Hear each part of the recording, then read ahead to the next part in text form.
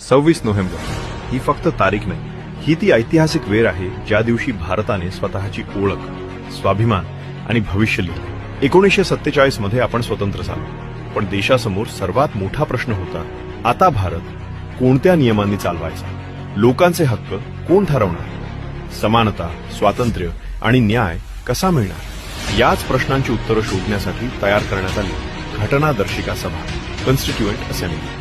देशभरातून 389 सदस्य निवडले गेले. विविध मतं, विविध पार्श्वभूमी, पण एकच ध्येय, भारतासाठी एक मजबूत, न्याय्य आणि सर्वसमावेशक संविधान बनवणे. या महान कार्याचं नेतृत्व होतं डॉक्टर बाबासाहेब आंबेडकरांकडे, भारताच्या संविधानाचे शिल्पकार. ड्राफ्टिंग कमिटीचे चेअरमॅन म्हणून त्यांनी दिवस रात्र परिश्रम केले. 2 वर्ष, 11 महिने, 18 दिवस, 166 पेक्षा जास्त बैठकी, हजारो चर्चा